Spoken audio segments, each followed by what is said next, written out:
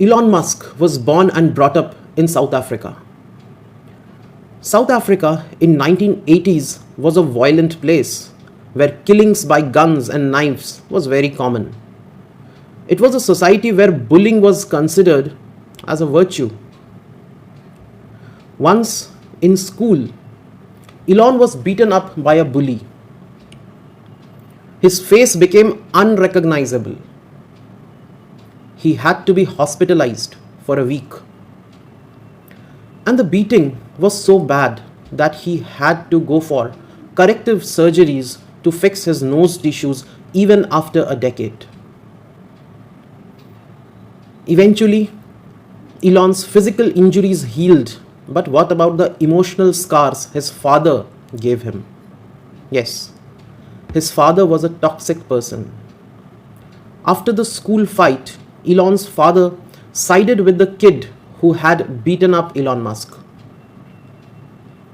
The boy had just lost his father to suicide, and Elon called him stupid, said his father. He made Elon stand for an hour, yelled at him, called him an idiot, worthless, and whatnot. He had zero compassion for his son. As a result, both Elon and his younger brother Kimball do not talk to their father even to this day. In his primary school, his parents were called by the school management to complain about Elon. The principal complained that Elon might be retarded because most of the time he looks out of the window. And when asked to pay attention, he gives weird replies like, "The leaves are turning brown now." His mother on the spot cooked up a story that Elon has a difficulty in hearing. Therefore, they got his adenoid tonsils removed. The story somehow managed to calm down the school officials. Elon had this tendency to zone out. He also had the habit of calling people stupid whom he considered fools, which means he called stupid pretty much everyone he came across. Elon entertained various entrepreneurial ideas since childhood. In one Easter, he made chocolate eggs, wrapped them in foil, and sold them door to door. But instead of selling them cheap, he sold them at a higher price than the store. When people would be concerned about the price, he told them that you are actually supporting future capitalists. Elon's mother took him to the church every Sunday, where the teacher would recite stories from the Bible. Elon would often question them. "What do you mean the water just parted? That's not possible. What do you mean Jesus fed the crowd with bread and fish that he created out of nothing?" Things don't materialize out of thin air. Even at his communion after his baptism, Elon said that I took the blood and the body of Christ, which is weird. What does it mean? Is it a weird metaphor for cannibalism? Now, after all that embarrassment, Elon's mother decided to never take Elon back to church. Elon Musk in his childhood was fond of reading science fiction.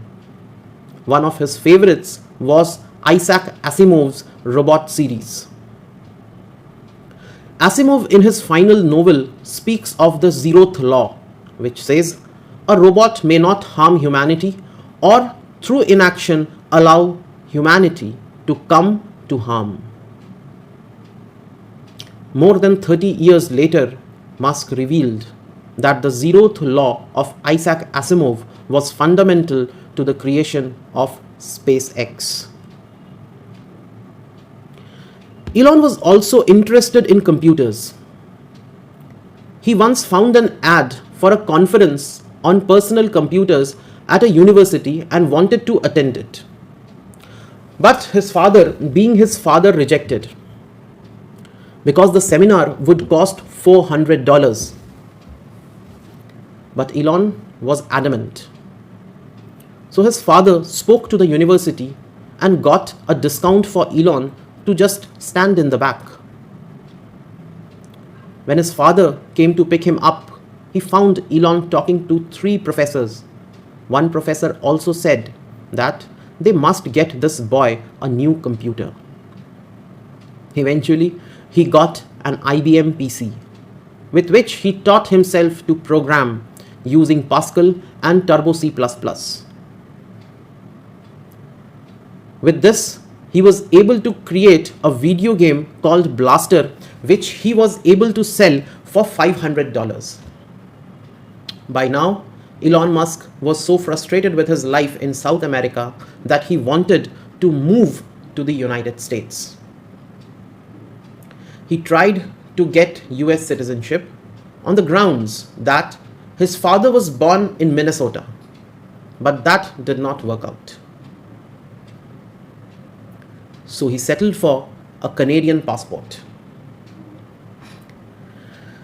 He traveled to Canada just 2 weeks before his 18th birthday, which saved him from his laid-back life and the compulsory military duty of South Africa.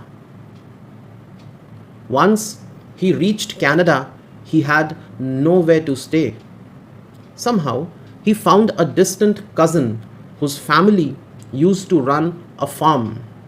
Elon decided to stay with them for some time. On his way, he lost his entire suitcase, which had all his clothes and money. Now he desperately needed some work so that he could make his ends meet.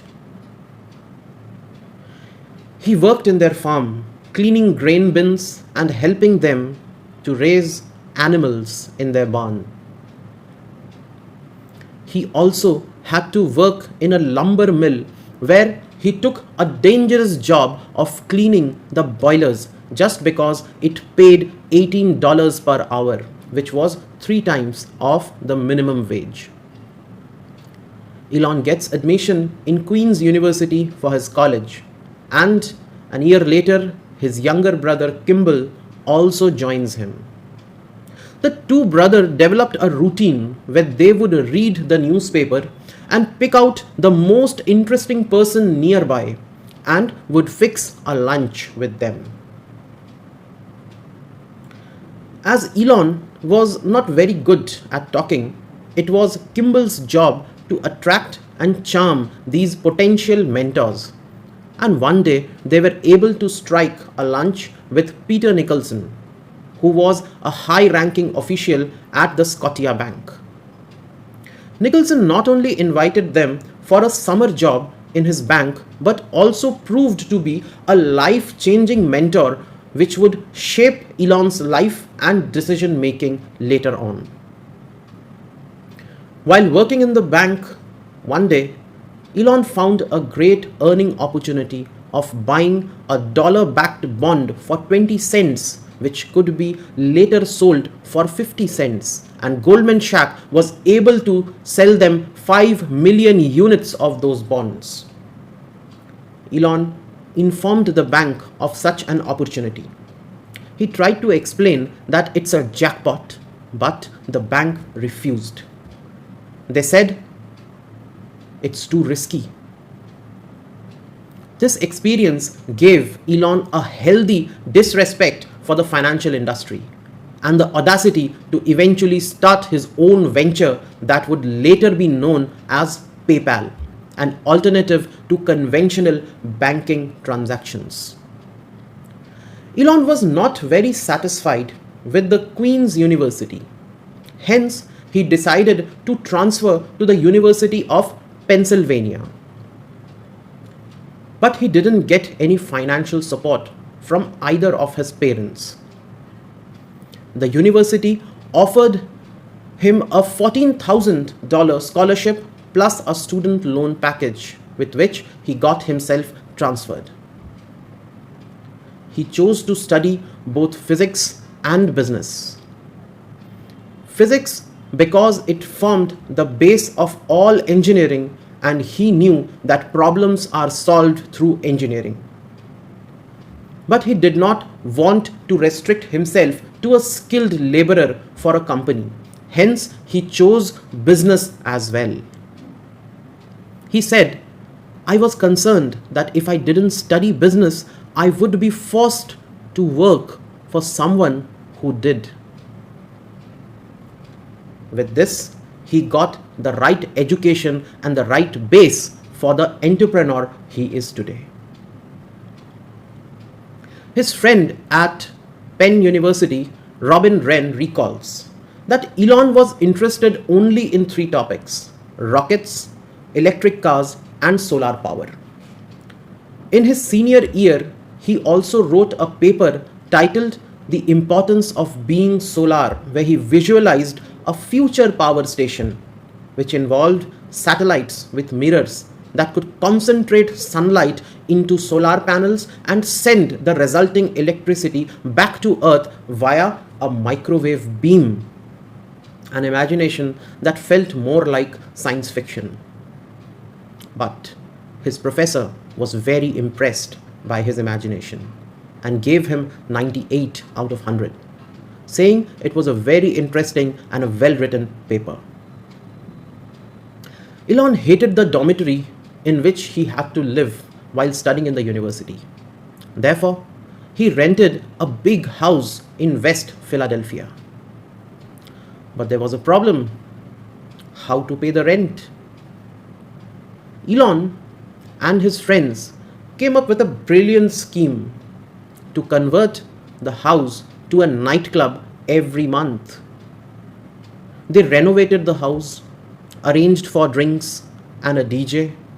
They kept an entry fee of $5 per head. Sometimes they would draw even 500 people in a single evening. This idea easily paid their rent.